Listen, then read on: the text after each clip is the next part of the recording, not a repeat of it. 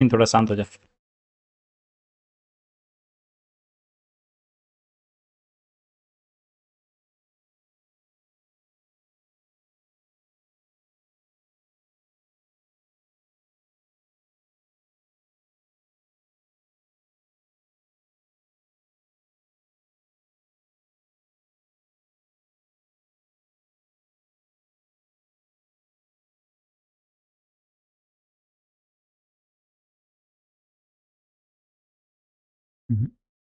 Network issue.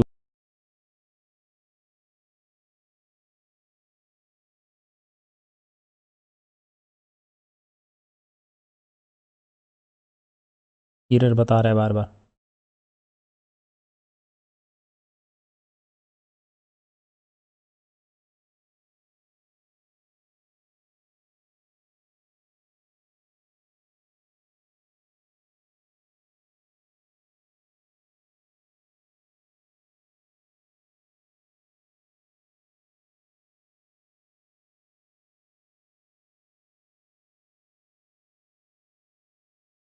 Hello hello hello.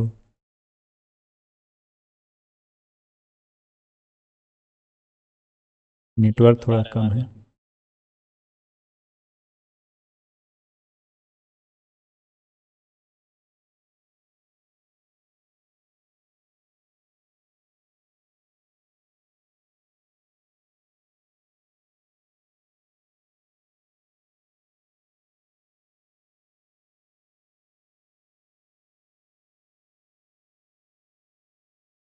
बहुत slow है इसलिए नहीं चल पा रहा है।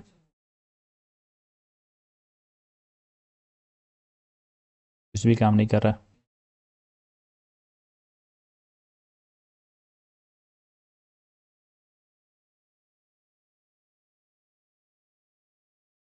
इवन मोबाइल में भी नहीं दिख रहा है।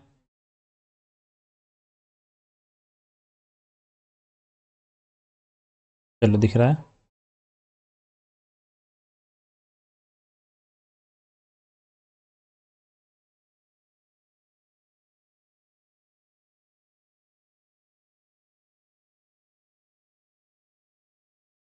क्या?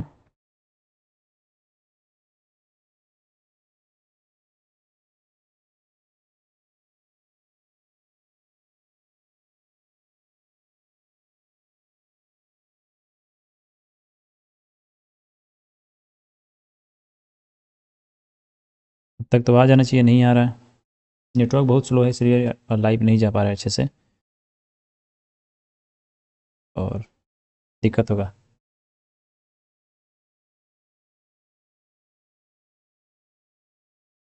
यार कोशिश करते हैं, देखते हैं क्या हो रहा है। 9 लोग तो जुड़े हुए हैं। और लाइव चैट का क्या स्टेटस है?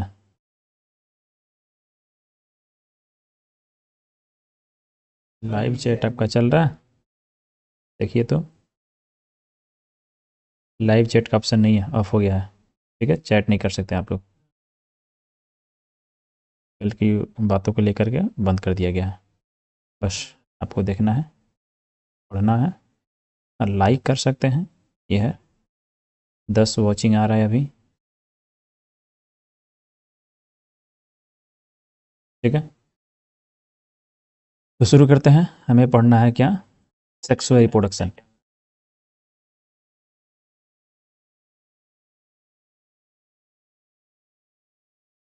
हमारे यहाँ नेटवर्क का थोड़ा दिक्कत हो गया है आज, इसलिए नहीं चल पा रहा अच्छे से। लोड क्या है देखते हैं। चलिए, अच्छा दिख रहा है। ये हम देख पा रहे हैं, मेरा वीडियो अच्छा जा रहा है। साउंड क्लियर है, कोई दिक्कत नहीं है। चलो शुरू करते हैं। Sexual reproduction. ठीक है।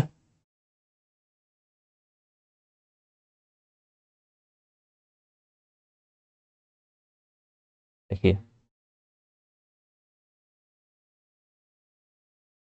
ठीक है, तो ए सेक्सुअल रिप्रोडक्शन हम लोग कंप्लीट कर चुके हैं। हमें पढ़ना है सेक्सुअल रिप्रोडक्शन। ठीक है, इस पर ध्यान रखना है। और ये अभी हम लोग चैप्टर 1 पढ़ रहे हैं, रिप्रोडक्शन इन ऑर्गेनिज्म पढ़ रहे हैं, है ना। ये भी ध्यान रखना है कि हम लोग रिप्रोडक्शन इन ऑर्गेनिज्म पढ़ रहे हैं, तो ये नहीं है। और रिप्रोडक्शन इन ऑर्गेनिज्म जो है, ये चैप्टर में हमको क्या पढ़ना है? तो सारे जीवों में जो है रिप्रोडक्शन का जो मेथड है वो देखना है, मतलब कॉमन जो मेथड है वो देखना है। ठीक है, घबराना नहीं है, जो कॉमन मेथड है रिप्रोडक्शन के वही हमको यहाँ पे डील करने हैं। चलिए शुरू करते हैं। तो पहले हेडिंग करते हैं सेक्सुअल रिप्रोडक्शन, क्योंकि हम लोग का मेन टॉपिक जो चल रहा है वो है रिप्रोडक्शन। हम लोग का मेन टॉपिक जो चल रहा है वो है रिप्रोडक्शन। ठीक है, रिप्रोडक्शन में हम लोगों ने क्या क्या देख लिया है। तो रिप्रोडक्शन में ए सेक्सुअल रिप्रोडक्शन हम लोग कंप्लीट कर लिए हैं। तो ये रिप्रोडक्शन के दो टाइप होते हैं, इसमें हम लोगों ने ए सेक्सुअल को कंप्लीट कर लिया है। ए सेक्सुअल रिप्रोडक्शन जो है ये कंप्लीट हो चुका है।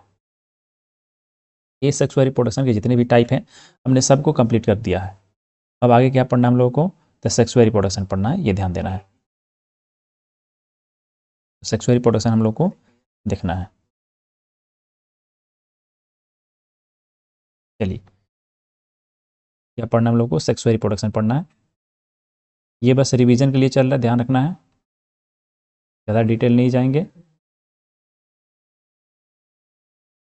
सेक्सुअल रिप्रोडक्शन, आइए इसको डील करते हैं। देखिए, सेक्सुअल रिप्रोडक्शन जो है ना, यहाँ पे एक टर्म दिया है सेक्सुअल। ठीक है, सेक्सुअल यानी कि यहाँ पे सेक्सुअलिटी की बात की जा रही है, सेक्सुअलिटी की बात यहाँ पे हो रही है, ध्यान रखना है, समझ रहे हैं। सेक्सुअलिटी का मतलब यहाँ पे क्या आ रहा है, यहाँ पे सेक्सुअलिटी का मतलब हुआ मेल और फीमेल का होना, समझ रहे हैं। तो यहाँ पे सेक्सुअलिटी का मतलब क्या आ रहा है, मेल और फीमेल का होना। मेल और फीमेल जब ऑर्गेनिज्म में होते हैं तो उसमें सेक्सुअल रिप्रोडक्शन देखा जाता है। क्लियर होना चाहिए।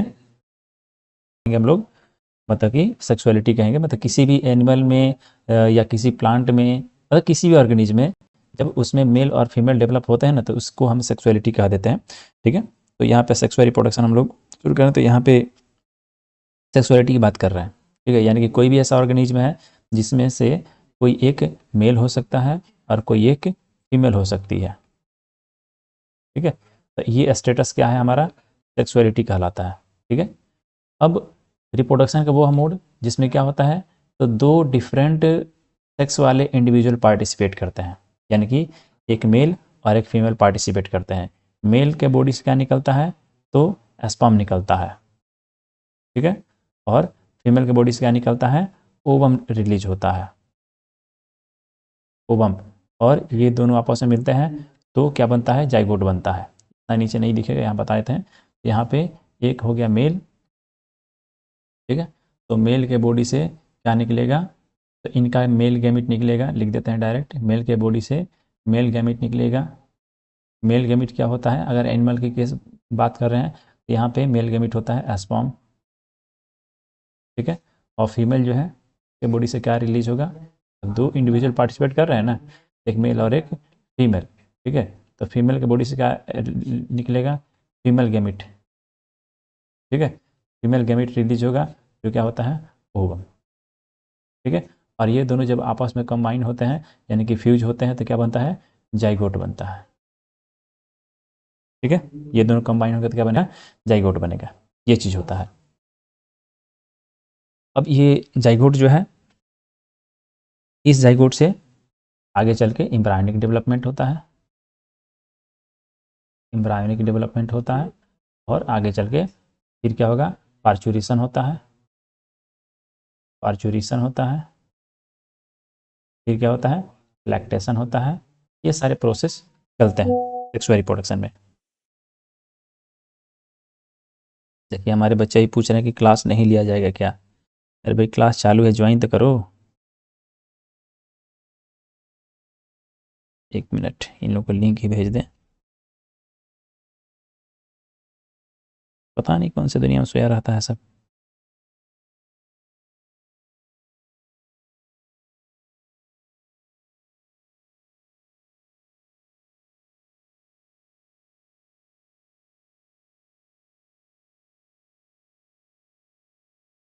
चलो, कौन कौन लाइव है वो हमको तो नहीं दिख रहा है, आप लोगों को दिख रहा है।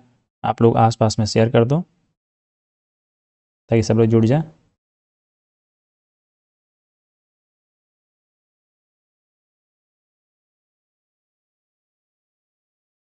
ठीक है। तो ये सारे प्रोसेस में होने सेक्सुअल रिप्रोडक्शन में, यानी कि यहाँ पे दो डिफरेंट ऑर्गेनिज्म, मतलब कि दो डिफरेंट कैरेक्टर वाले ऑर्गेनिज्म पार्टिसिपेट करते हैं, इनसे फिर जाइगोट बनता है, एम्ब्रायोनिक डेवलपमेंट, पार्चुरेशन, लैक्टेशन, ये सारे प्रोसेस चलते हैं, सब के सब क्या है, सेक्सुअल रिप्रोडक्शन के इवेंट्स हैं। ठीक है। तो यहाँ पे देखा जा रहा है कि ये सारी चीज़ें हो रही हैं, या इसीलिए सेक्सुअल रिप्रोडक्शन क्या होता है, कॉम्प्लेक्स प्रोसेस हो जाता है। ठीक है। चलिए अब इसको एकदम क्लियरली स्पष्ट समझने की कोशिश करते हैं, सेक्सुअल रिप्रोडक्शन को एकदम अच्छे से पढ़ते हैं। देखिए सेक्सुअल रिप्रोडक्शन डिटेल करते हैं।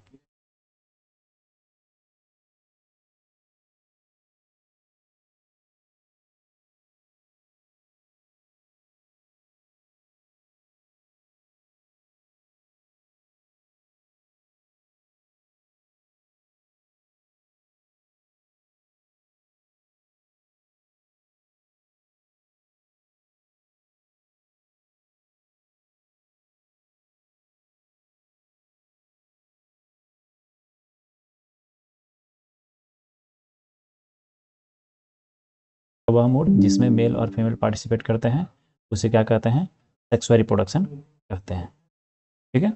अब ये सेक्सुअल रिप्रोडक्शन जो है ये सभी कॉम्प्लेक्स ऑर्गेनिज्म में देखा जाता है, ध्यान रखना है, जितने भी कॉम्प्लेक्स ऑर्गेनिज्म हैं उन सब में सेक्सुअल रिप्रोडक्शन परफॉर्म होता है। ठीक है। जितने भी कॉम्प्लेक्स ऑर्गेनिज्म हैं सब में सेक्सुअल रिप्रोडक्शन परफॉर्म होगा, ये चीज़ यहाँ पे देखी जाएगी।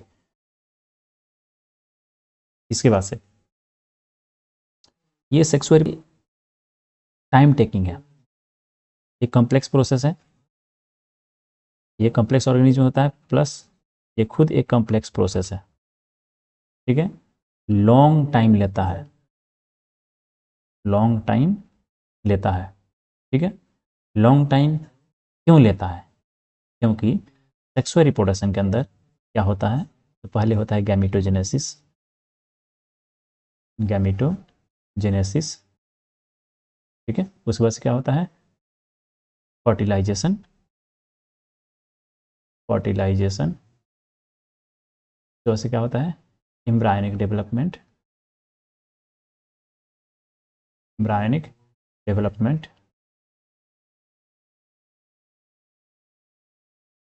ठीक है। अब अगर एनिमल की बात करें तो उसमें होगा पार्चुरेशन, पार्चुरेशन। ठीक है। ऐसे ही आगे चले लैक्टेशन, ये सब होता है। और अगर पार्चुरेशन नहीं होगा, यहाँ पे क्या हो जाएगा, पोस्ट फर्टिलाइजेशन, ये सारी चीज़ें यहाँ पे देखी जाएंगी।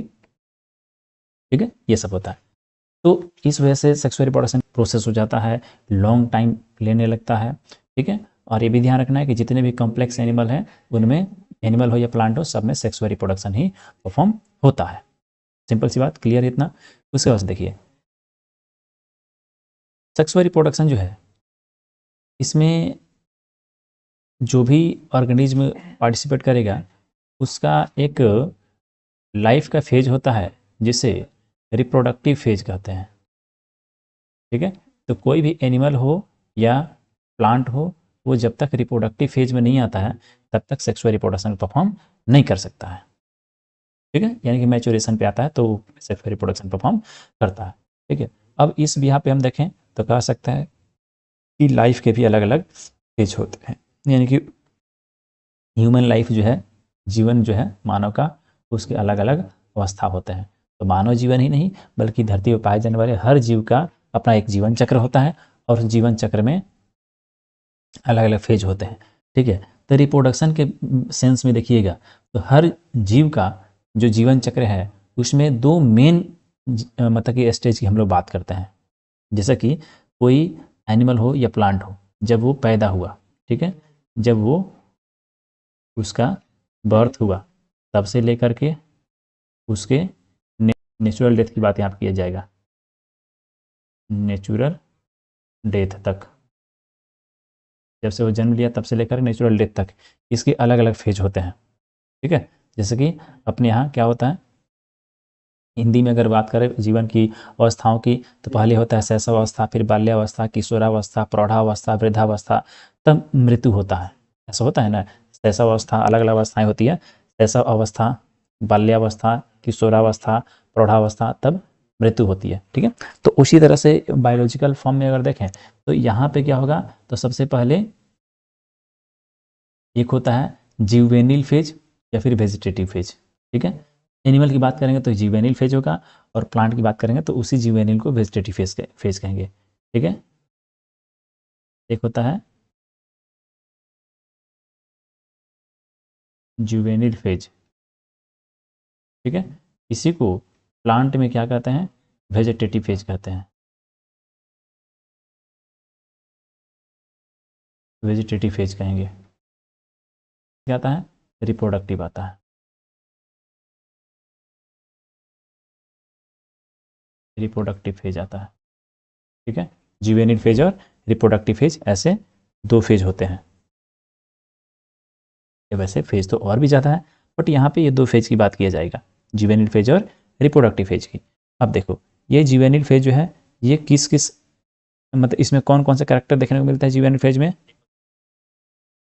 तो देखना जुवेनिल फेज में हम लोग को ये देखने मिलता है कि अगर एनिमल है तो उसमें, मतलब एनिमल हो चाहे प्लांट हो, जुवेनिल फेज में ध्यान रखना है क्या होता है, रिप्रोडक्शन के लिए तैयार होता है, ठीक है। यानी कि एनिमल कंडीशन में बच्चा है, ठीक है, और प्लांट के कंडीशन में छोटा प्लांट है, ये बात यहाँ पे कहेंगे, ठीक है। तो जुवेनिल फेज हो या वेजिटेटिव फेज हो, इसमें ऑर्गेनिज्म जो है रिप्रोडक्शन के लिए प्रिपेयर कर रहा है, अपने बॉडी को रेडी कर रहा है, तो जुवेनिल फेज कहलाया, ठीक है। और वहीं रिप्रोडक्टिव फेज की बात करते हैं तो रिप्रोडक्टिव फेज में बॉडी प्रिपेयर हो चुका है, ठीक है, रिप्रोडक्शन के लिए, और वो रिप्रोडक्शन करता है, ये चीज़ होता है रिप्रोडक्टिव फेज, ठीक है। तो जुवेनिल फेज में रिप्रोडक्शन के लिए ऑर्गेनिज्म का बॉडी रेडी होता है, ठीक है, और रिप्रोडक्टिव फेज में रिप्रोडक्शन करता है, ये चीज़ आता है, ठीक है। तो जुवेनिल फेज, रिप्रोडक्टिव फेज, ये क्लियर हो गया, इसमें कहीं दिक्कत नहीं होनी चाहिए, जुवेनिल फेज और रिप्रोडक्टिव फेज में, ये क्लियर। अब इसके बाद से ये जो बर्थ से लेकर के नेचुरल डेथ का जो समय है ना, इसे क्या कहते हैं, लाइफ स्पेन कहते हैं, इसे बोलते हैं जीवन काल, ठीक है, लाइफ स्पेन। और ये लाइफ मतलब कि ऑर्गेनिज्म का, मतलब हर ऑर्गेनिज्म का, मतलब हर जीव का लाइफ स्पेन अलग अलग होता है, मतलब जन्म, प्राकृतिक जन्म से लेकर के प्राकृतिक मौत तक के बीच का समय जो है क्या कहलाता है, लाइफ स्पेन यानी जीवन काल कहलाता है। और जीवन काल हर जीव का अलग अलग होता है, ये भी ध्यान रखना, कभी भी किसी जीव का लाइफ स्पेन उसके शरीर के साइज के ऊपर निर्भर नहीं करता है। मतलब ऐसा देखा जाता है ना कि हाथी जो है उसका साइज बहुत बड़ा है, तो अगर साइज बहुत बड़ा है और साइज का जीवन काल से कोई संबंध होता, तो ऐसा होता कि हाथी बहुत अधिक समय तक जीता, ठीक है। हाथी का साइज बड़ा है तो बहुत अधिक समय तक जीता। व्हेल का साइज धरती का सबसे बड़ा, ध्यान रखना कि जीवों के शरीर के आकार का उनके जीवन पे कोई संबंध नहीं होता है, ठीक है। तो जीवों का शरीर जो है बड़ा हो सकता है, छोटा हो सकता है, उससे उनके जीवन काल का कोई संबंध नहीं है, लाइफ स्पेन का कोई संबंध नहीं है। जीव छोटा भी हो सकता है और वो ज़्यादा समय तक जी सकता है, जीव बड़ा हो सकता है, कम समय तक जी सकता है, ठीक है, ये चीज़ होता है। जैसे कि कछुए की बात कर लो तो कछुआ सबसे अधिक समय तक जीता है, ठीक है, कछुआ सबसे अधिक समय तक जीता है। ग्रह की बात कर लो तो कछुए की तुलना में खरगोश बहुत कम जीता है, ठीक है। वहीं ये कौवा का ले लो, कौवा काग जो है उसका उम्र, और एक तोता का उम्र 100 वर्ष से भी अधिक जीता है तोता, उसका उम्र 100 वर्ष से अधिक होता है, मैक्सिमम 15 साल हो सकता है। हाथी उतना बड़ा है फिर भी वो 70 से 80 साल जीता है, यानी कि इंसान के उम्र के बराबर जीता है, ठीक है। और इंसान का तो मालूम है, ठीक है। और कछुआ समुद्र में व्हेल रहती है, तो व्हेल का उम्र जो है ज़्यादा नहीं होता है, वो भी 80 से 90 वर्ष तक हो सकता है, ठीक है। और कछुए का 150 वर्ष तक होता है, कभी कभी कुछ कछुए 200 वर्ष भी हो सकते हैं, ऐसे जीते हैं, ठीक है। तो आकार का, उनके शरीर के आकार का उनके उम्र पे यानी उनके जीवन काल पे कोई संबंध या कोई असर नहीं पड़ता है, ठीक है।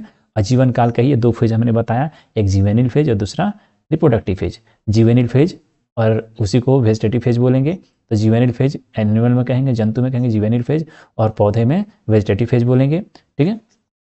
तो जुवेनिल फेज में क्या होता है, तो जीवों का शरीर अपने आप को तैयार करता है रिप्रोडक्शन के लिए, और रिप्रोडक्टिव फेज में रिप्रोडक्शन करता है। ये चीज़ इतना क्लियर हो गया।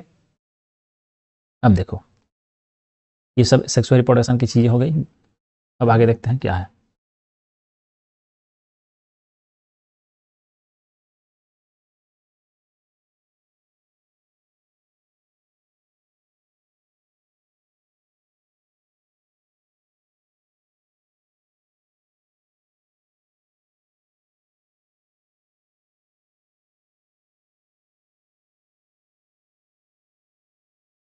तो यहाँ पे रिप्रोडक्शन की बात है।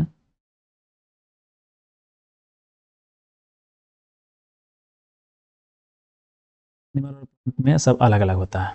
ठीक है, अब यहाँ पे रिप्रोडक्शन के हम स्टेज की बात कर लेते हैं। लाइफ स्पेन भी पढ़ लिए, एज भी पढ़ लिए लाइफ स्पेन के। ठीक है, अब यहाँ पे इवेंट्स ऑफ रिप्रोडक्शन पढ़ते हैं।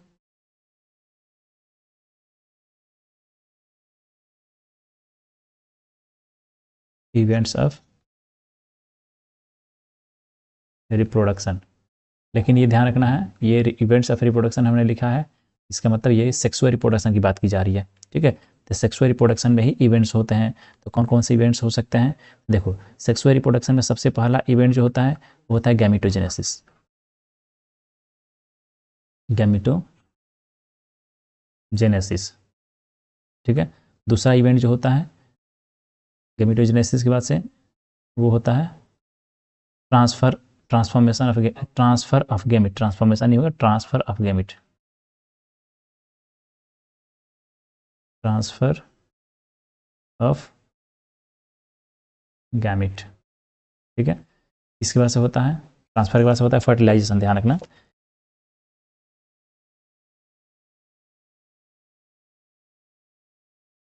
फर्टिलाइजेशन, ठीक है। इसके बाद से आता है चौथे नंबर पे एम्ब्रायनिक डेवलपमेंट। एम्ब्रायनिक डेवलप, ठीक है। इसके बाद से आता है, चलो ठीक है, एम्ब्रायनिक होगी ना, तो यहाँ पे हो सकता है परचुरेशन।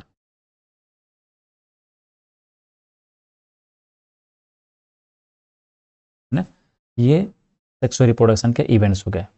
अब ये सारे हमने एक साथ लिख दिए, लेकिन इसी इवेंट्स को हम लोग दो तरह से मतलब तीन कैटेगरी में कैटेगराइज कर सकते हैं, और तीन कैटेगरी से कैटेगराइज। तो ये सारे प्रोसेस आ गए इसमें। इसको हम तीन कैटेगरी में कैसे कैटेगराइज कर सकते हैं? यहाँ पर लिखा ना फर्टिलाइजेशन, ये मेन हमारा हो गया fertilization. Main event sexual reproduction का सबसे मेन इवेंट होता है फर्टिलाइजेशन। इसके पहले जो इवेंट लिखे हैं फॉर्मेशन ऑफ गैमेट, इसको हम लोग कह सकते हैं प्री फर्टिलाइजेशन इवेंट। फर्टिलाइजेशन को ही डिवाइड कर सकते हैं किसमें? तो प्री फर्टिलाइजेशन में। ये इधर जो लिखे हैं दो, इसको हम प्री,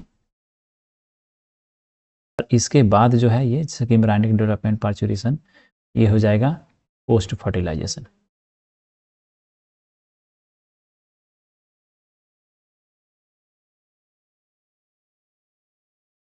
ठीक है, तो ये इवेंट्स ऑफ सेक्सुअल रिप्रोडक्शन जो है उसको मेनली तीन कैटेगरी में कैटेगराइज कर दो। एक होगा प्री फर्टिलाइजेशन, दूसरा हो गया फर्टिलाइजेशन, और तीसरा हो गया पोस्ट फर्टिलाइजेशन। ठीक है, अब देखो प्री फर्टिलाइजेशन में क्या आ जाएगा? तो प्री फर्टिलाइजेशन फर्टिलाइजेशन से पहले की घटना है, यानी कि गैमेटोजेनेसिस, ट्रांसफॉर्म ऑफ गैमेट, ये हो गया प्री फर्टिलाइजेशन। और पोस्ट फर्टिलाइजेशन में क्या आ जाएगा? एम्ब्रायनिक डेवलपमेंट और पार्चुरेशन, ये क्या हो गया? पोस्ट फर्टिलाइजेशन के इवेंट्स हो गए। ठीक है, अब इसमें से सबको एक एक करके, तो नेटवर्क इतना कमजोर पड़ रहा है कि वो बार बार कनेक्टिंग लिख रहा है।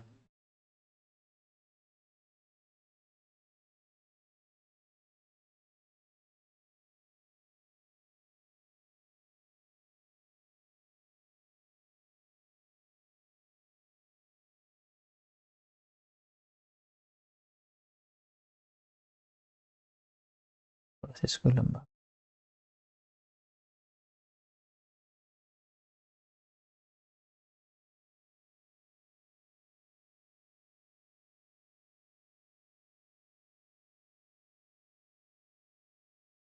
ठीक है, थोड़ा सा बढ़ा दिखेगा मेरा वीडियो।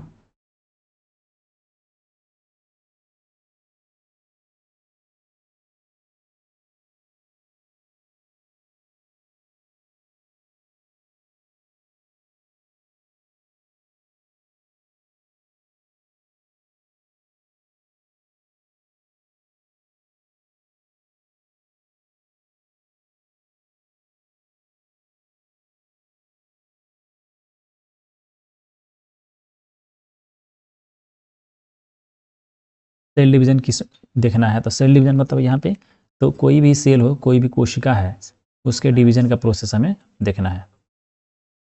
ठीक है, वो कैसे डिवीजन करता है, तो ये एक परिपक्व कोशिका हो गई, मैच्योर सेल हो गई।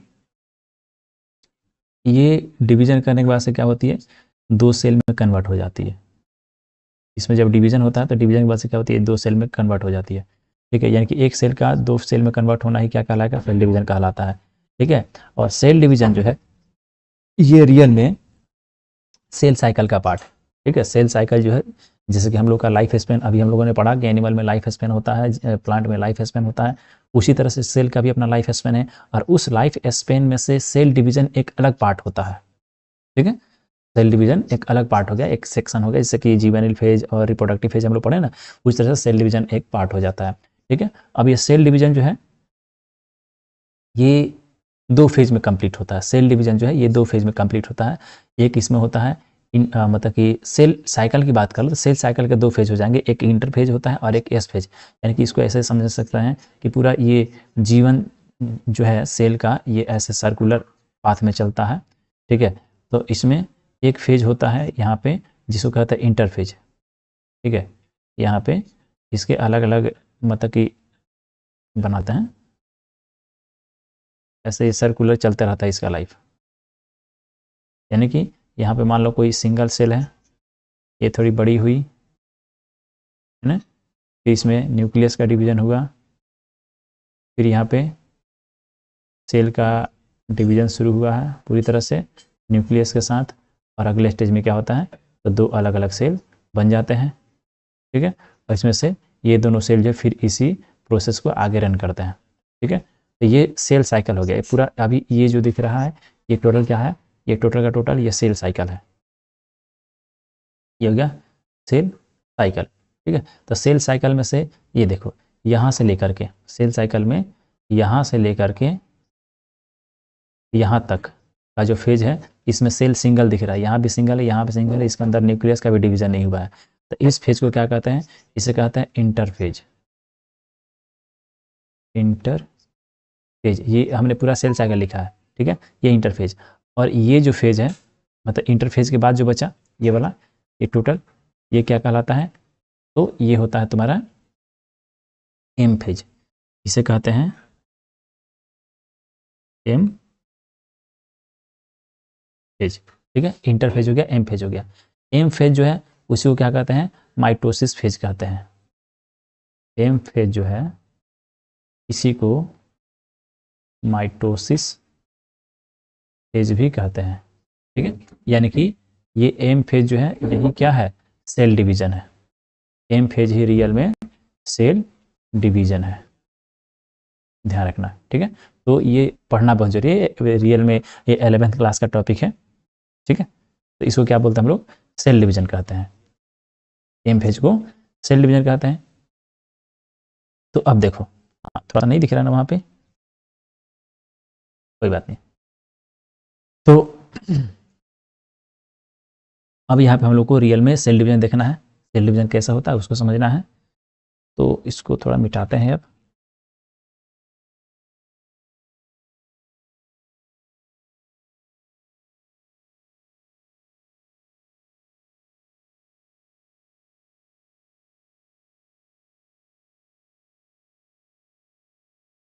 बहुत कम लोग लाइव देख रहे हैं, मात्र 4-5 आ रहा है, ऐसा क्यों, बाकी लोगों को नहीं पढ़ना। ठीक है, कोई बात नहीं है।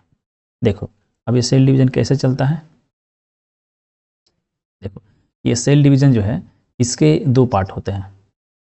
सेल डिवीजन के 2 पार्ट होता है, एक होता है माइटोसिस। सेल डिवीजन 2 तरह से होता है, एक होता है माइटोसिस, एक होता है मियोसिस। ठीक है, माइटोसिस को ध्यान रखना कैपिटल एम से दिखाते हैं और मियोसिस को स्मॉल एम से दिखाते हैं। माइटोसिस जो है इसे हम समसूत्री विभाजन कहते हैं। ठीक है, इसे समसूत्री विभाजन कहते हैं। क्यों कहते हैं, क्योंकि इसमें ये देखा जाता है कि पहले की जो मतलब जो पेरेंटल सेल है इसके अंदर नंबर ऑफ क्रोमोजोम जितना है, जैसे कि इसमें नंबर ऑफ क्रोमोजोम 2n है, तो इनके जो डॉटर सेल बनते हैं इनमें भी नंबर ऑफ क्रोमोजोम 2n ही रहता है। ठीक है। लेकिन ये मियोसिस जो है इसमें ऐसा नहीं होता है। मियोसिस में क्या होता है, तो एक कोशिका है ये, इसमें डिवीजन होना है, ठीक है, और डिवीजन होने के बाद से दो कोशिका यहाँ बनेंगी। इसको लाइन कर देते हैं कि अलग अलग है ये, तब समझ में आएगा, ठीक है। तो ये जो है यहाँ से दो कोशिका बननी है, ठीक है।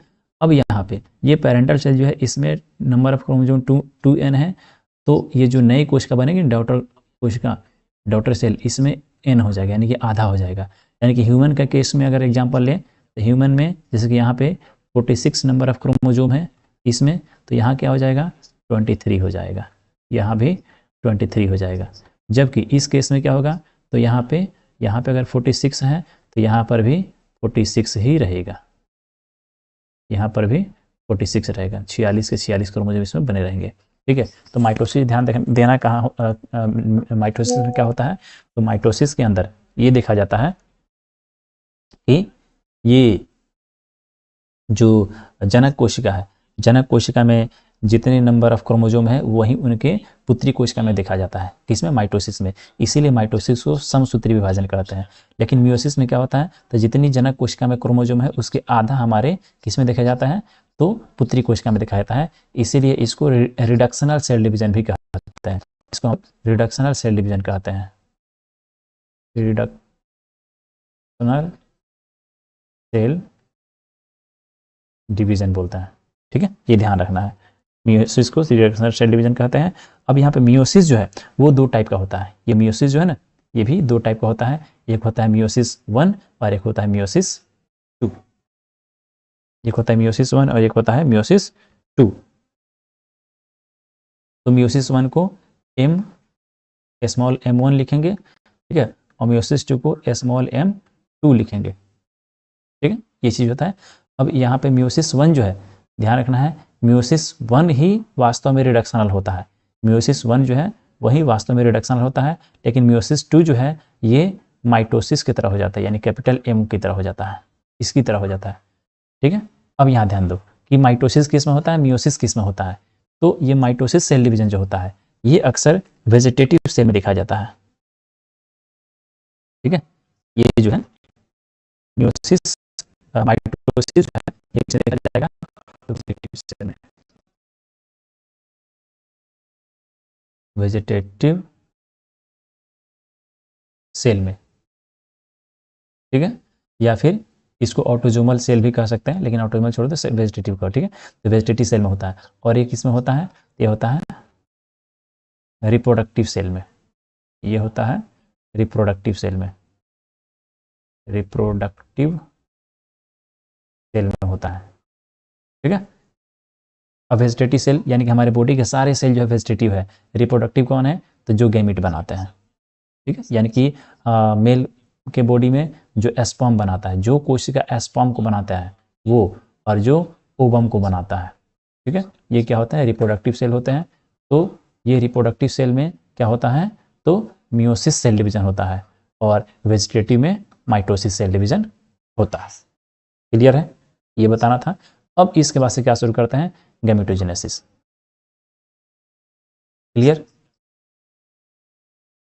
चलो आगे देखते हैं। अब गैमेटोजेनेसिस पे आते हैं।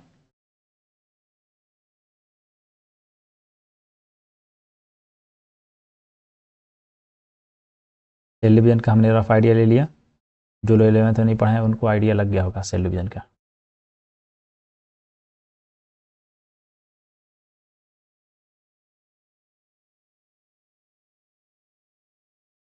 ठीक है, चलो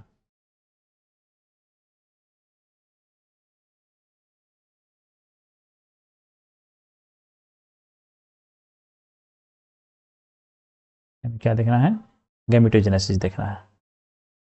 हेडिंग कर लेते हैं, पहले नंबर पे है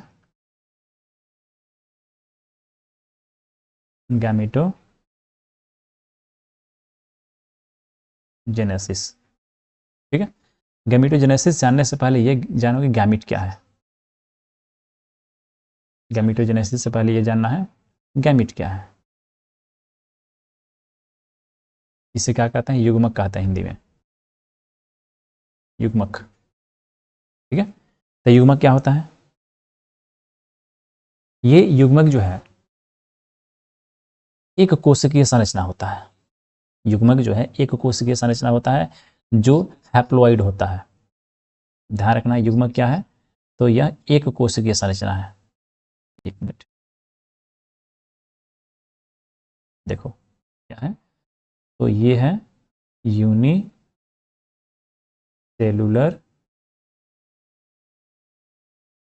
स्ट्रक्चर। यूनिसेलुलर स्ट्रक्चर है ये क्या है, यूनिसेलुलर स्ट्रक्चर है। तो कैसा होता है, हैप्लॉइड होता है। हैप्लॉइड होता है यानी कि n होता है। इसमें नंबर ऑफ क्रोमोसोम कितना होते हैं, हाफ होते हैं। जैसे ह्यूमन की बात कर ले तो ह्यूमन के गैमेट में कितना होंगे, ओनली 23 होंगे। ठीक है, और ये युग्मक जो है मेल और फीमेल के लिए अलग होते हैं। ठीक है, तो अगर मेल युग्मक की बात कर रहे हैं, मतलब मेल गैमेट की बात कर रहे हैं, अगर मेल गैमेट की बात कर रहे हैं तो वो क्या होता है, स्पर्म होता है। मेल गैमेट क्या होता है, स्पर्म होता है। फीमेल गैमेट की बात करें, ह्यूमन की केस में बात कर रहे हैं हम लोग, है ना। फीमेल की गैमेट की बात कर लें तो क्या होता है, वो ओवम होता है। ठीक है, ये किसके लिए है, एनिमल के लिए है। ये कंडीशन किसके लिए है, एनिमल के लिए है। एनिमल में ऐसा होता है। ठीक है, लेकिन वही प्लांट की बात कर लो तो प्लांट में क्या होता है, प्लांट में मेल गैमेट जो है वो क्या होता है, प्लांट में मेल गैमेट जो होता है वो होता है पॉलन ग्रेन। Pollen grain. ठीक है, फीमेल गैमेट जो होता है वो क्या होता है, तो एग सेल। ध्यान रखना ये सब ऑब्जेक्टिव में आता है। ठीक है, तो एनिमल में मेल गैमेट स्पर्म। ठीक है, एनिमल के कंडीशन में male gamete sperm, female gamete ovum. Plant के कंडीशन में मेल गैमेट पोलन ग्रेन और फीमेल गैमेट एग सेल। ठीक है, अगर यहाँ पे ये दिया रहे प्लांट के कंडीशन में ओवरी दिया है तो भी सही कर देना। ठीक है, अगर मान लो एग सेल नहीं दिया है, ओवरी दिया है, तो उसको सही लिख सकते हो। ओवरी की जगह पे ओव्यूल लिखा हुआ है, ये भी सही हो सकता है। मतलब तीनों में से कोई लिखा होना चाहिए ऑब्जेक्टिव में। अगर तीनों का तीनों लिखा है तब एक सेल सही करोगे। एक सेल नहीं है, ओवरी है, तो ओवरी को टिक कर दो। अगर ये दोनों नहीं है, ये दोनों अगर मान लो नहीं है ऑप्शन में, तो इसको लिख करके मतलब ओव्यूल को टिक कर दोगे। ठीक है, तो यहाँ क्लियर हुआ कि गैमेट क्या होता है। तो गैमेट जो है यह एक कोशिकीय संरचना होता है जो हैप्लॉइड होता है, इसमें नंबर ऑफ क्रोमोसोम आधे होते हैं। ठीक है, और हमेशा जब दो गैमेट आपस में मिलते हैं, एक मेल गैमेट यानी कि स्पर्म, ठीक है, और एक फीमेल गैमेट यानी कि ओवम, ये दोनों जब आपस में मिलते हैं तो क्या होता है, जाइगोट का फॉर्मेशन करते हैं। ठीक है, तो गैमेट क्या है, एक कोशिकीय संरचना होते हैं जो हैप्लॉइड होते हैं और इनके मिलने से जाइगोट बनता है और इस जाइगोट से क्या होता है, एम्ब्रायनिक डेवलपमेंट होता है। ठीक है, तो यहाँ पे गैमेट का क्लियर हो गया। अब यहाँ पे क्या देखना है, गैमेटोजेनेसिस देखना है। तो गैमेटोजेनेसिस टर्म से कुछ बात क्लियर हो रहा है यहाँ पे। गैमेटोजेनेसिस, जेनेसिस मतलब क्या होता है, फॉर्मेशन। गैमेटोजेनेसिस लिख रहा है ना, तो जेनेसिस का मतलब क्या होता है, फॉर्मेशन यानी कि बनना। यानी कि यहाँ पे हमको क्या पढ़ना है, गैमेट के बनने की प्रक्रिया पढ़नी है। लेकिन ध्यान, यहाँ पे गैमेट बनने की प्रक्रिया पूरी डिटेल नहीं पढ़नी है, बस यहाँ पे एक रफ आइडिया लेना है। गैमेटोजेनेसिस का यहाँ पे क्या करना है, एक रफ आइडिया लेना है, क्योंकि प्लांट में भी गैमेटोजेनेसिस पढ़ना है, प्लांट रिप्रोडक्शन में भी गैमेटोजेनेसिस पढ़ना है और एनिमल रिप्रोडक्शन में भी गैमेटोजेनेसिस पढ़ना है। ठीक है, तो गैमेटोजेनेसिस क्या है, तो ध्यान रखना कि gamete mother cell, gamete mother cell से एक गैमेट बनने की प्रक्रिया जो है गैमेटोजेनेसिस कहलाती है। गैमेटोजेनेसिस क्या है, तो गैमेट मदर सेल से गैमेट बनने की प्रक्रिया है। गैमेटोजेनेसिस क्या है, तो गैमेट मदर सेल युग्मक मातृकोशिका से युग्मक बनने की प्रक्रिया है। ठीक है, ये रियल में क्या है, तो एक सेल डिवीजन है। गैमेटोजेनेसिस जो है ना, एक सेल डिवीजन है। यहाँ पे दो तरह का सेल डिवीजन देखा जाता है गैमेटोजेनेसिस में, हमेशा ध्यान रखना। यहाँ पे दो तरह का सेल डिवीजन होता है, एक होता है माइटोसिस, माइटोसिस, और दूसरा होता है मियोसिस। माइटोसिस और मियोसिस दोनों टाइप का सेल डिवीजन गैमेटोजेनेसिस में देखा जाता है। ठीक है, कैसे होता है गैमेटोजेनेसिस, वो क्लियर देखो। ये देखो, यह एक मातृकोशिका है, गैमेट मदर सेल है। ये कंसेप्ट अभी जो बता रही है एनिमल और प्लांट दोनों के लिए अप्लाई होता है। ठीक है, तो ये क्या हो गया, एक गैमेट मदर सेल हो गया, ये हो गया गैमिट मदर सेल, ये है गैमिट मदर सेल। इसके अंदर अच्छा सा न्यूक्लियस रहेगा, ठीक है। और ये क्या होगा, 2n होगा, 2n मतलब डिप्लॉइड होगा, ठीक है। अब यहाँ पे क्या होना है गैमिट मदर सेल के अंदर, तो पहले होगा यहाँ पे माइटोसिस, ठीक है। तो हाँ, पहले यहाँ पे माइटोसिस से होगा, कैपिटल M, ठीक है। माइटोसिस हुआ, माइटोसिस से क्या होगा, 2 सेल यहाँ बन जाएंगे, ठीक है। अब यहाँ माइटोसिस होने का क्या मतलब है, तो गैमेट मदर सेल में पहले माइटोसिस होता है, उसके बाद से 2 सेल बनते हैं, और ध्यान रखना दोनों सेल जो है डिप्लॉइड होते हैं, 2n, चूंकि माइटोसिस हुआ है ना तो डिप्लॉइड। अब यहाँ से क्या होना है, इसमें से किसी एक में मियोसिस होगा, किसी एक में क्या होगा, मियोसिस 1, ठीक है। तो मियोसिस 1 हुआ, अब मियोसिस 1 से क्या होगा, तो 2 सेल बनेंगे यहाँ पे। और ऑलरेडी इसके पहले मैंने बताया कि मियोसिस सेल डिवीजन होता है, उसमें क्या होता है, तो नंबर ऑफ क्रोमोसोम डिक्रीज हो जाते हैं, आधे आधे हो जाते हैं, ठीक है। तो ये जो होगा ये केवल n होगा, यानी कि ये क्या है, हैप्लॉइड सेल बन गए, ठीक है। अब ये हैप्लॉइड सेल जो है ये आगे चल के क्या होंगे, गैमीट में चेंज हो जाएंगे। लेकिन यहाँ पे एक और सेल डिवीजन होगा जिसे कहेंगे मियोसिस सेकेंड, M2, यहाँ पर भी होगा M2, ठीक है। मियोसिस सेकेंड सेल डिवीजन हुआ। अब मियोसिस सेकेंड सेल डिवीजन से क्या होगा, तो यहाँ पे 4 की संख्या में सेल बन जाएंगे, 1 से 2, ठीक है। तो 2 से होके 4 बन गए। अब ध्यान रखना है कि मियोसिस सेकेंड है, और मैंने ये भी बताया था कि मियोसिस सेकेंड जो होता है माइटोसिस की तरह होता है, यानी कि ये भी n, ये भी n, ये भी n, और ये भी n, ठीक है। तो इस तरह से 4 बन गए। अब ये चारों जो हैं ये क्या होते हैं, तो आगे चल करके गैमीट में कन्वर्ट हो जाते हैं, ठीक है। तो क्या बनेंगे यहाँ पे 4 गैमीट बन जाते हैं, ठीक है। तो एक गैमीट मदर सेल जो है डिप्लॉइड होता है, एक गैमीट मदर सेल में क्या हुआ, माइटोसिस सेल डिवीजन हुआ, मियोसिस 1, मियोसिस 2, जिसके बाद से कितने गैमीट बने, तो 4 गैमीट बने। ध्यान रखना ये क्वेश्चन पूछता है, ठीक है। अब ये यहाँ पे डायरेक्ट ये नहीं पूछेगा कि एक गैमीट मदर सेल से कितने गैमीट बनते हैं, वहाँ पे अब एनिमल या प्लांट स्पेसिफिक पूछ सकता है। एनिमल में भी क्या पूछेगा, तो मेल या फीमेल अलग अलग पूछेगा। अब यहाँ से इसको क्लियर करते हैं, ठीक है। अब यहाँ ध्यान रखना,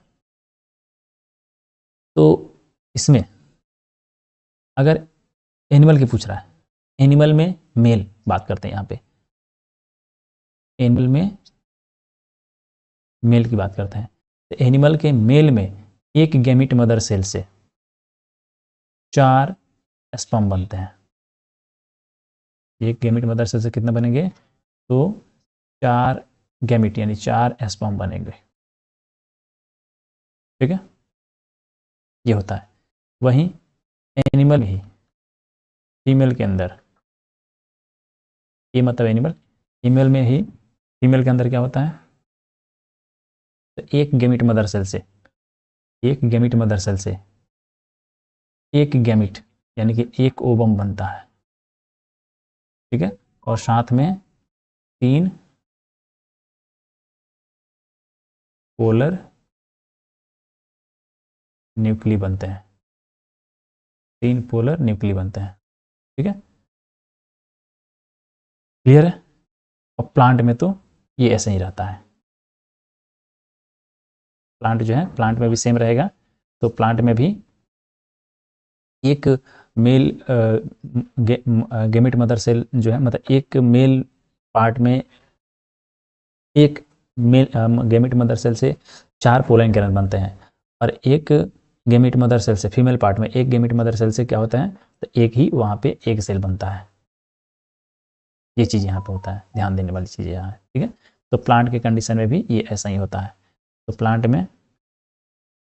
में अगर मेल पार्ट की बात कर लो, मेल पार्ट में प्लांट में सेम है, मेल पार्ट से क्या होगा, तो प्लांट में मेल पार्ट से, यहाँ प्लांट लिख देता हूँ, वहाँ नहीं दिख रहा होगा, ठीक है। ये प्लांट के अंदर एक मेल से मतलब एक मेल के अंदर गैमेट मदर सेल जो है उससे 4 पोलन बनते हैं, ठीक है। और प्लांट में ही फीमेल पार्ट में एक गैमेट मदर सेल से एक एग सेल बनता है। समझ रहे हो? ये कंसेप्ट याद रखना। मेल एनिमल में भी एक एनिमल में मेल के अंदर एक गैमेट मदर सेल से 4 स्पर्म बने, एक फीमेल के अंदर एनिमल के फीमेल के अंदर एक गैमेट मदर सेल से एक ओवम और 3 पोलर न्यूक्ली बने, ठीक है। और वहीं प्लांट में सेम कंडीशन चल रहा है, मेल के अंदर 4 और फीमेल के अंदर 1, ठीक है। तो ये टोटल प्रोसेस जो हो गया गैमेटोजेनेसिस का सेल डिवीजन हो गया, ठीक है। ये पूरा गैमेटोजेनेसिस हुआ। अब इसी के आधार पे पूरा गैमेट का फॉर्मेशन होता है। गैमेटोजेनेसिस का रफ आइडिया आपको मिल गया। अब गैमेटोजेनेसिस पूरा डिटेल पढ़ना है कहाँ पे, तो जब प्लांट में सेक्सुअल रिप्रोडक्शन पढ़ोगे वहाँ पर, और एनिमल में पढ़ोगे वहाँ पर ये डिटेल पढ़ना है, ठीक है। अब अगले पॉइंट पे चलते हैं जहाँ पे हमें क्या पढ़ना है, ट्रांसफर ऑफ गैमेट, ये पढ़ना है हमें।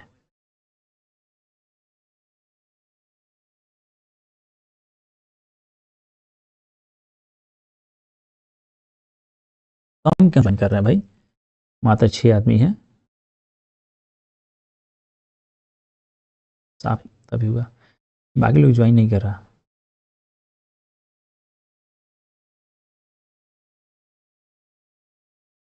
या फिर हमको दिखाई नहीं दे रहा ज्वाइन किए हो तो, क्या दिक्कत है कि नहीं ज्वाइन कर रहे हो? बाकी लोगों को शेयर करो, बता दो तुम्हारी क्लास चल रहा है, तब ना ज्वाइन करेंगे, 10 बजने वाला है। चलो, तो यहाँ पे गैमेटोजेनेसिस क्लियर हो गया।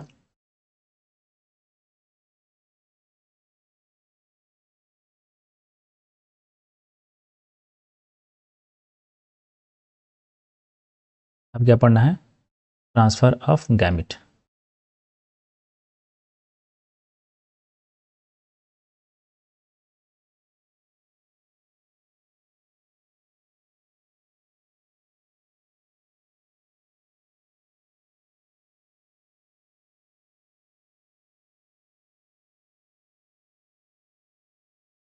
नंबर पॉइंट है,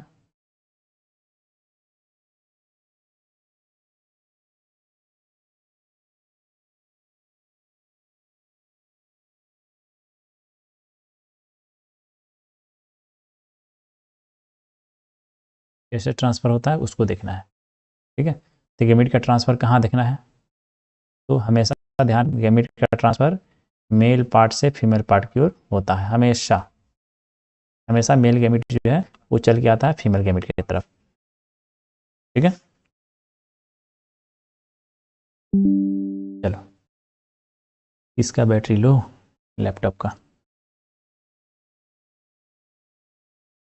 साउंड क्लियर जा रहा है ना उधर?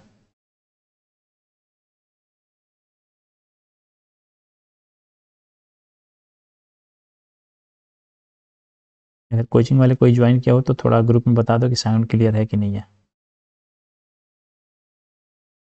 देखो, ट्रांसफॉर्म ऑफ गैमेट में क्या होता है, अक्सर ये देखा जाता है कि जो मेल होता है, हमेशा मेल को जब भी दिखाओगे ना शॉर्ट फॉर्म में, तो मेल को ऐसे दिखाया जाता है, ठीक है। और फीमेल को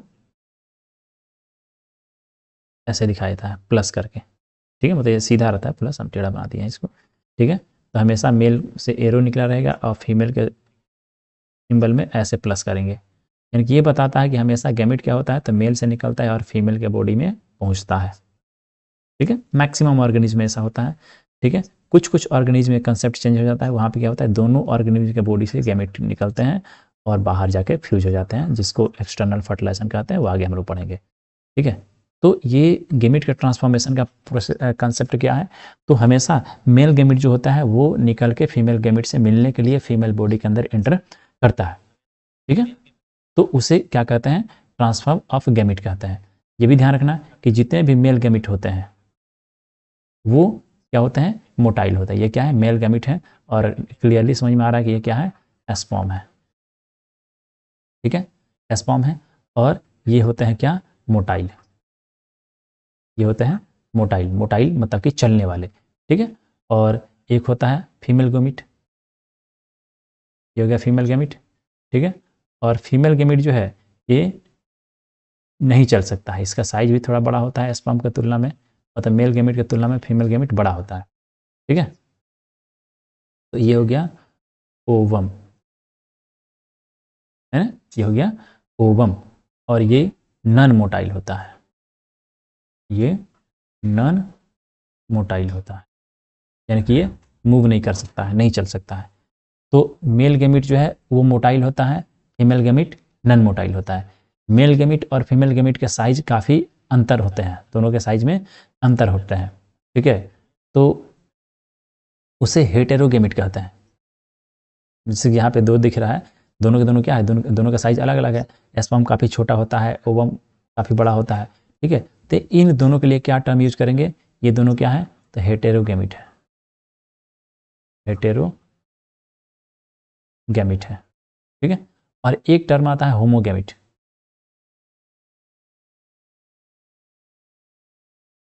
एक होता है होमोगैमीट, ठीक है। होमोगैमीट का मतलब कि दोनों गैमीट का साइज आपस में एक बराबर होगा, जैसे कि यहाँ पे देखा जा सकता है, ठीक है। एक बता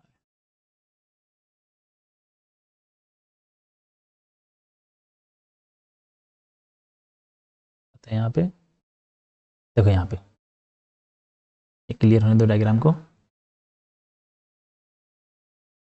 आइसोगैमिट, हेट्रोगैमिट, हाँ हमने वहाँ पर होमो कर दिया, आइसो, ठीक है। तो आइसोगैमिट, आइसोगैमिट यानी कि एक समान गैमिट, हेट्रोगैमिट यानी कि अलग अलग, ठीक है। ठीक है, यहाँ पे आइसोगैमिट और हेट्रोगैमिट, ये कंसेप्ट यहाँ पे आ रहा है, ठीक है। यहाँ पे होमो ना करके इसको आइसो कर दो, मतलब होमो का भी मतलब वही होता है,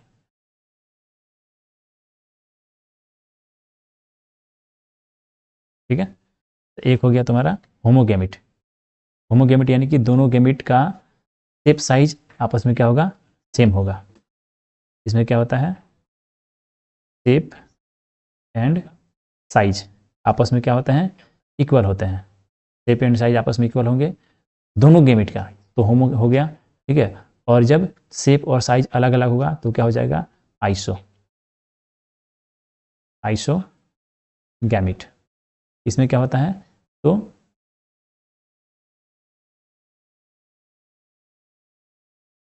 एक मिनट, यहाँ कॉन्सेप्ट थोड़ा गड़बड़ हो रहा है। आइसोगैमिट में एक समान होता है, ठीक है। हेट्रोगैमिट में अलग अलग होगा, आइसोगैमिट में एक समान होगा, यहाँ कॉन्सेप्ट गलत हो रहा है ना। तो हेटेरोगैमिट में शेप और साइज जो है अलग अलग होगा, यहाँ पे शेप और साइज जो है अलग अलग होगा, आइसो में एक समान होगा, ठीक है। जैसे कि उसमें दिया था एग्जाम्पल, देख लो यहाँ पे क्या एग्जाम्पल है। तो अलगी में क्लेमाइडोमोनास, क्लेमाइडोमोनास में क्या है, दोनों के दोनों एक समान है, तो आइसोगैमिट हो गया। और यहाँ पे ये क्या दिया हुआ है, तो फ्यूकस, फ्यूकस में अलग अलग है, ये मेल है और ये फीमेल है, छोटा वाला मेल है, बड़ा वाला फीमेल है फ्यूकस के कंडीशन में, ठीक है। तो ये क्या है, हेट्रोगैमिट है। और ह्यूमन में भी देख लो, ये स्पर्म है, ये एक ओवम है, तो स्पर्म काफ़ी पतला छोटा है और ओवम काफ़ी बड़ा है, तो ये भी क्या होगा, हेट्रोगैमिट हो गया, ठीक है। ये चीज़ है। तो आइसोगैमिट मतलब एक समान गैमिट, शेप साइज एक समान होगा तो आइसो हो गया, और जब शेप और साइज अलग अलग होगा तो वो हेट्रो हो जाएगा, ठीक है। तो मानव का जो गैमिट है वो किस में आता है, हेट्रोगैमिट के कैटेगरी में आता है, ठीक है। तो आइसो मतलब shape size, shape equal to, नहीं शेप एंड साइज ऐसे लिखेंगे ना, शेप एंड साइज जो है ये क्या होता है, आपस में बराबर होता है। तो आइसोगैमिट और शेप और साइज जब आपस में बराबर नहीं होगा तो वो हेट्रोगैमिट ऐसे हो जाते हैं, ठीक है। अब ये गैमिट जो होते हैं हमेशा, मेल गैमिट क्या होता है, फीमेल की तरफ जाता है। क्यों जाता है, क्योंकि मेल गैमिट के पास क्या है, तो चलने के लिए फ्लैजेला है, मेल गैमिट के पास चलने के लिए ये क्या है, फ्लैजेला है, फ्लैजेला है, इसीलिए ये चल के फीमेल गैमिट तक आएगा, ठीक है। और फीमेल गैमिट के पास फ्लैजेला नहीं होता है, साइज बड़ा होता है, इसीलिए फीमेल गैमिट मूव नहीं करता है, ठीक है। तो हमेशा मेल गैमिट चल के फीमेल गैमिट के पास आता है। तो जब मेल गैमिट चल के फीमेल गैमिट के पास आता है तो उसे क्या कहते हैं, ट्रांसफर ऑफ गैमिट कहते हैं, ठीक है। ये एनिमल में इतना होगा। अब इसी चीज़ को प्लांट में क्या कह देंगे, पॉलिनेशन कह देंगे। सेम चीज़ को प्लांट में क्या कहेंगे, पॉलिनेशन कहेंगे, ठीक है। प्लांट में क्या हो गया, पॉलिनेशन हो गया। और एनिमल में ट्रांसफर ऑफ गैमेट बोल दिए। अब ये ट्रांसफर ऑफ गैमेट जो है ना, ये कई तरह से होते हैं।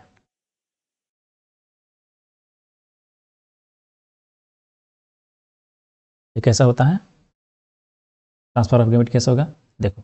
तो एक कंडीशन ये आता है कि गैमेट जो है, मेल गैमेट, वो फीमेल गैमेट के मतलब फीमेल गैमेट से मिलने के लिए फीमेल बॉडी में एंटर करता है, ठीक है। और एक होता है कि उसके बॉडी के बाहर आता है ना। तो जब फीमेल गैमेट के फीमेल बॉडी के अंदर गैमेट जा करके मतलब मेल गैमेट जो है फीमेल गैमेट से मिलने के लिए फीमेल बॉडी के अंदर जाकर मिलता है, ठीक है, तो वो तुम्हारा इंटरनल फर्टिलाइजेशन कहलाता है। और जब मेल गैमेट फीमेल गैमेट से बॉडी के बाहर मिलता है, फीमेल बॉडी के बाहर मिलता है, तो उसे एक्सटर्नल फर्टिलाइजेशन कहते हैं, ठीक है। तो ये गैमेट ट्रांसफॉर्मेशन का प्रोसेस रहा। ये एनिमल प्लांट में ऐसा ही होता है, ठीक है। प्लांट में उसको पोलिनेशन कहेंगे, पोलिनेशन तब डिटेल पढ़ेंगे जब आगे पढ़ेंगे, है ना। प्लांट में सेक्सुअल रिप्रोडक्शन पढ़ेंगे तो वहाँ डिटेल हो जाएगा। अब यहाँ पे इतना ही रखो। इसके आगे देखते हैं क्या है, फर्टिलाइजेशन है। इसके आगे हमें क्या पढ़ना है, फर्टिलाइजेशन पढ़ना है।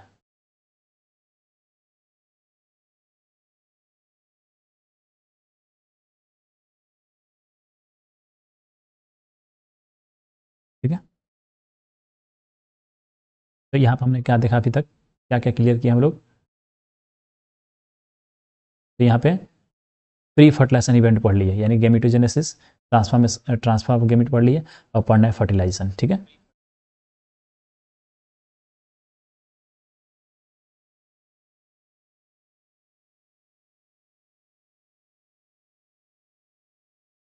तीसरा नंबर पॉइंट है सेक्सुअल रिप्रोडक्शन का सबसे मेन पॉइंट,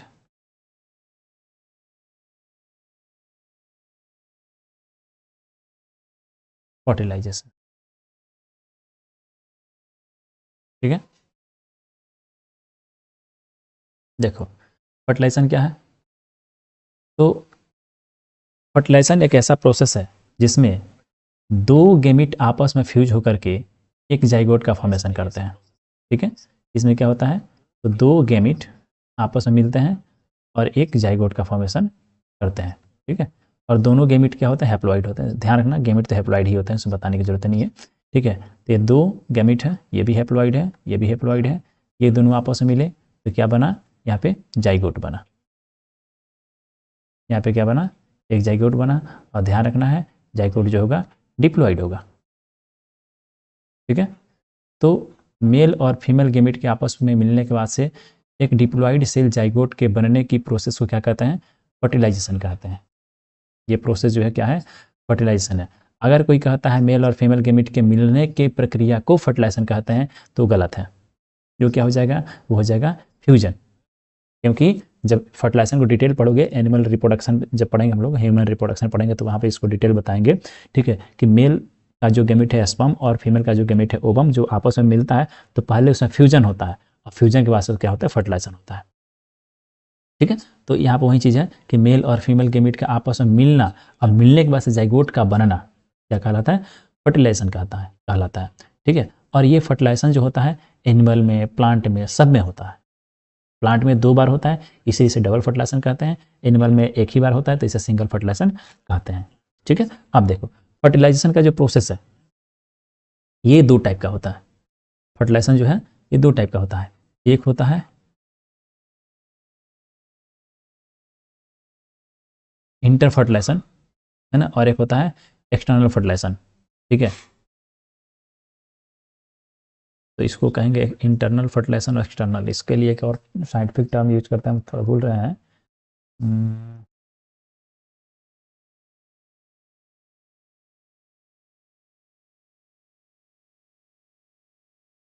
इंटरनल फर्टिलाइजेशन लिख दो, इंटरनल आगे आ जाएगा, लिख देता ना।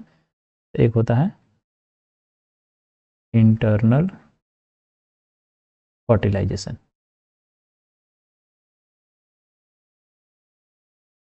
इंटरनल फर्टिलाइजेशन, और दूसरा होता है एक्सटर्नल फर्टिलाइजेशन। इंटरनल फर्टिलाइजेशन और एक्सटर्नल फर्टिलाइजेशन। अब इसमें क्या होता है देखो, इंटरनल फर्टिलाइजेशन में क्या होता है, तो ये ओवम और एस्पर्म का जो फ्यूजन है ये कहाँ होता है, तो फीमेल बॉडी में होता है। यानी कि फर्टिलाइजेशन जो है ये फीमेल बॉडी के अंदर होता है, ये फीमेल बॉडी के अंदर होता है, फीमेल बॉडी के अंदर जब होगा तो इसे क्या कह देंगे, इंटरनल फर्टिलाइजेशन, आंतरिक निषेचन कह देंगे। सभी विकसित जीवों में इंटरनल फर्टिलाइजेशन होता है, खासकर धरती पर रहने वाले और उड़ने वाले जो जीव हैं उनमें इंटरनल फर्टिलाइजेशन देखा जाता है, जिसमें मानव भी आता है। ठीक है, और एक होता है एक्सटर्नल फर्टिलाइजेशन। इसमें क्या होता है, तो फीमेल बॉडी के बाहर होता है। इसमें फर्टिलाइजेशन जो होता है फीमेल बॉडी के बाहर होता है।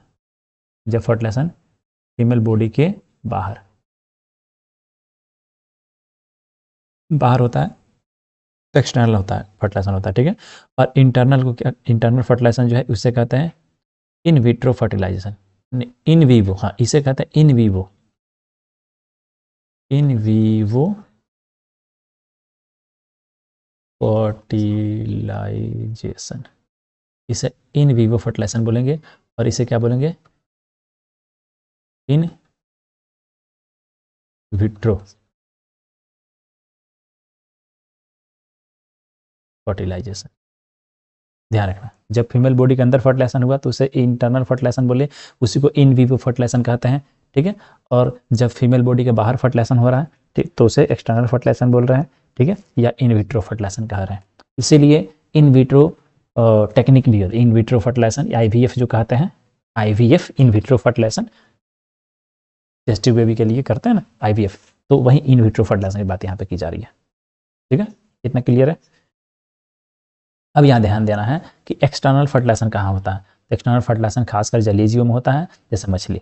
सबको पता है कि मछली में क्या होता है, एक्सटर्नल फर्टिलाइजेशन होता है। ठीक है, उसमें क्या होता है, तो फीमेल मछली जो है वो अपना एग ले करती है पानी के अंदर, और मेल मछली भी अपना स्पर्म में ले करता है पानी के अंदर। दोनों स्पर्म और वोम आपस में मिलते हैं और वहाँ फर्टिलाइजेशन होता है। ठीक है, अब यहाँ बात है कि इंटरनल फर्टिलाइजेशन के फायदे क्या है, एक्सटर्नल फर्टिलाइजेशन के नुकसान क्या है। देखो, इंटरनल फर्टिलाइजेशन में फायदे ये हैं कि इसमें गेमिट बहुत कम बनते हैं। इंटरनल, ध्यान रखना, इंटरनल फर्टिलाइजेशन में गेमिट कम बनेंगे। ठीक है, और यहाँ पे कम गेमिट बनेंगे, फर्टिलाइजेशन का चांस अधिक होता है।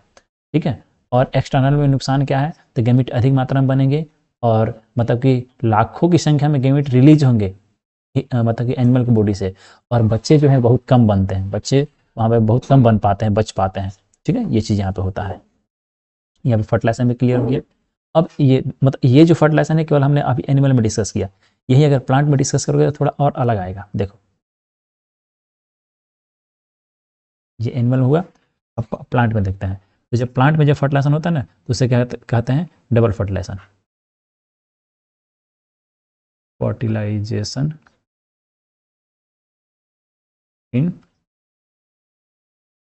प्लांट। ठीक है, तो इसे क्या बोलते हैं, प्लांट के अंदर जब होता है तो इसे बोलते हैं डबल फर्टिलाइजेशन, डबल फर्टिलाइजेशन। ठीक है, इसको डबल फर्टिलाइजेशन क्यों कहते हैं, क्योंकि प्लांट के अंदर फर्टिलाइजेशन 2 बार में होता है। एक बार जब फर्टिलाइजेशन होता है तो उसे क्या कहते हैं, फॉल्स फर्टिलाइजेशन। पहली बार जब होता है तो उसे ट्रू फर्टिलाइजेशन कहते हैं। एक बार जब होता है तो उसे ट्रू फर्टिलाइजेशन कहते हैं, ट्रू फर्टिलाइजेशन। पहली जब फर्टिलाइजेशन होगा, पहली बार जब होगा तो उसे कहेंगे ट्रू फर्टिलाइजेशन। ट्रू फर्टिलाइजेशन में कौन कौन से सेल मिलते हैं, तो एक होता है एग सेल, ध्यान रखना, एग सेल। ठीक है, प्लस दूसरा होता है जर्मिनल न्यूक्लियस,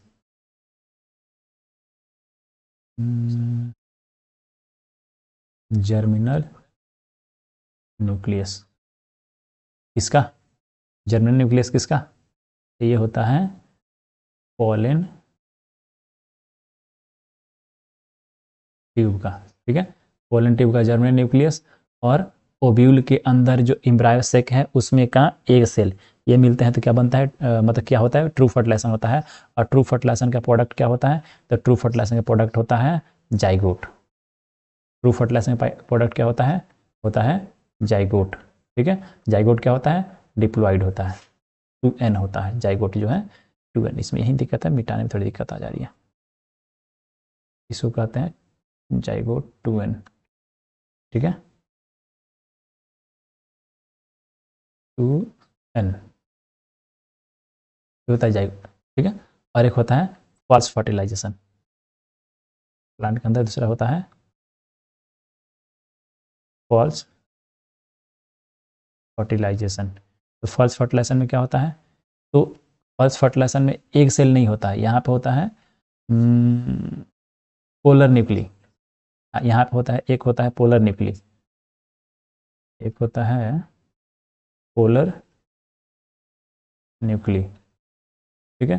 और दूसरा क्या होता है, तो वेजिटेटिव न्यूक्लियस, यानी कि ये प्राइमरी न्यूक्लियस भी कह सकते हैं, सेकेंडरी न्यूक्लियस कह सकते हैं इसको, ठीक है। इसको हम प्राइमरी न्यूक्लियस भी कह सकते हैं, प्राइमरी न्यूक्लियस, ठीक है। इसे सेकेंडरी न्यूक्लियस कह सकते हैं, तो लिख दो ऐसा, वेजिटेटिव लिखो, वेजिटेटिव भी कहते हैं, ठीक है।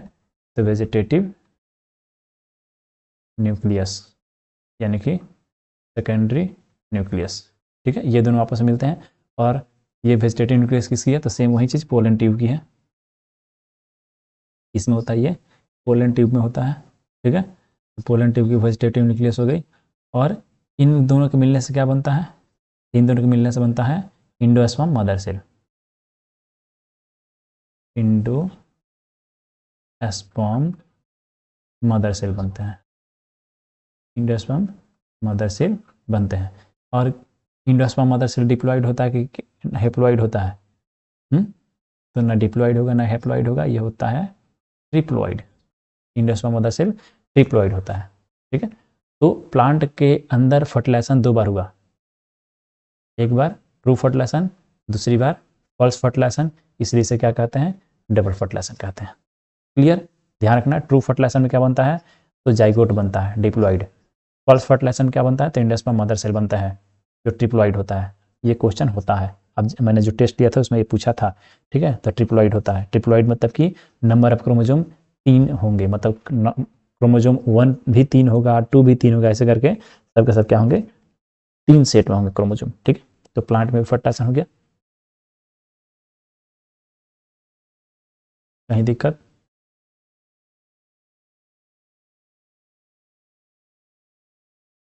तो फर्टिलाइजेशन एनिमल और प्लांट दोनों में कंप्लीट, ठीक है। चलो अब क्या बच गया, पोस्ट फर्टिलाइजेशन इवेंट।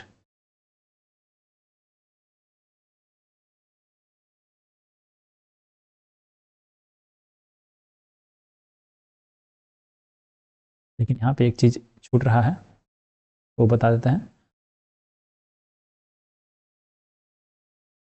एनिमल और प्लांट में फर्टिलाइजेशन से पहले कुछ और भी होता है। अगर फीमेल बॉडी की बात कर लें एनिमल में, ठीक है, तो उससे हम क्या कहते हैं, मेंस्ट्रुअल साइकिल कहते हैं।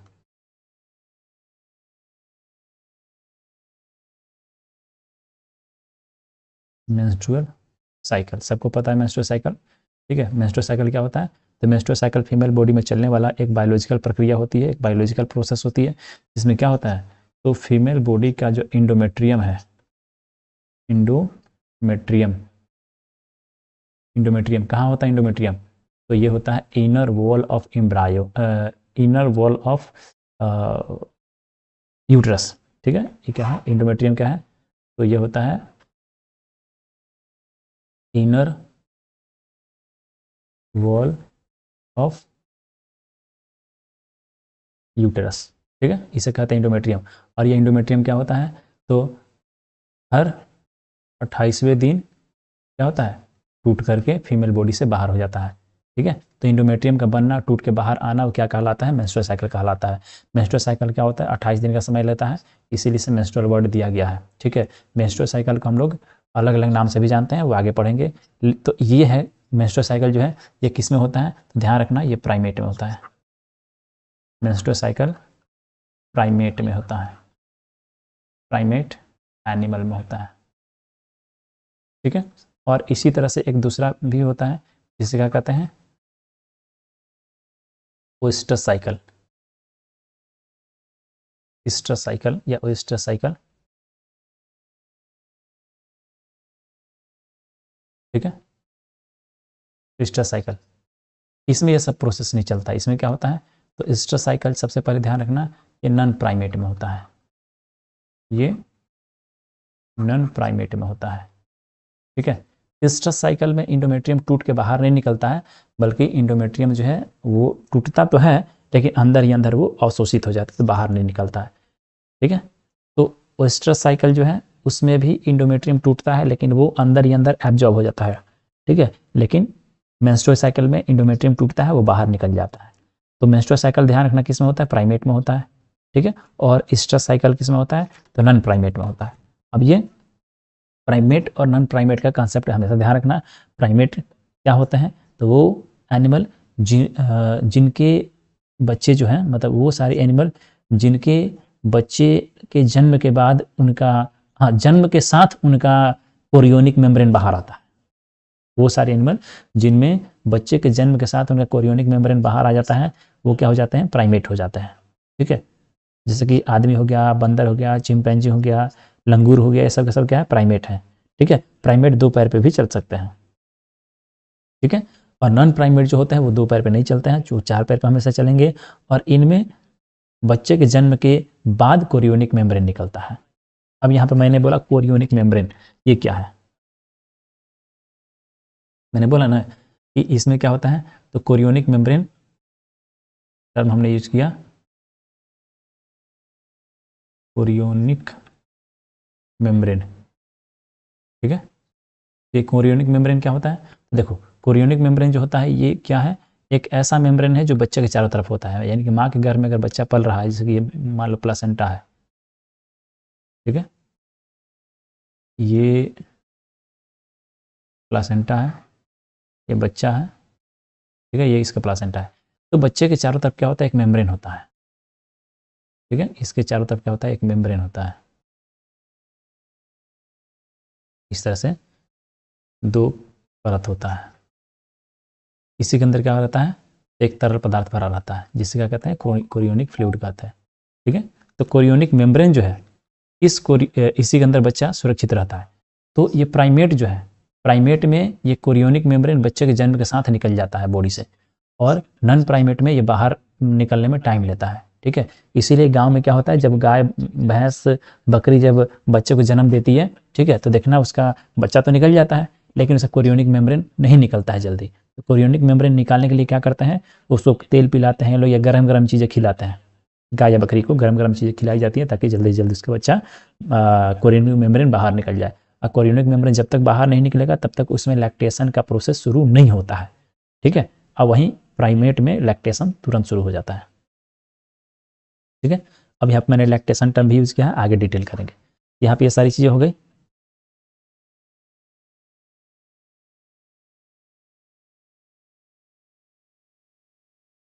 अब है एम्ब्रायनिक डेवलपमेंट और पार्चुरेशन। ठीक है, तो ये अब इसको यहाँ पर रहने दो, एम्ब्रायनिक डेवलपमेंट और पार्चुरेशन जो है आगे चैप्टर में डिटेल पढ़ना है, इसको यहीं पे छोड़ देते हैं। अगर किसी को कुछ पूछना हो, कोचिंग वाले अगर हैं तो ग्रुप में तुरंत मैसेज कर सकते हो, बाकी लोग तो नहीं कर सकते हैं। ठीक है, कल का हमने तो ऑप्शन दिया ही था चैट का, सबको अपना स्वभाव दिखा दिया तो मैंने चैट बॉट बंद कर दिया। ठीक है, नहीं तो सब अपना क्वेश्चन पूछ सकते थे, लेकिन ये बात गलत है, ज़्यादा लोग ज्वाइन नहीं कर रहे हैं। कोशिश करो कि अधिक से अधिक लोग ज्वाइन करो। ठीक है, अभी लाइव को ऑफ करते हैं।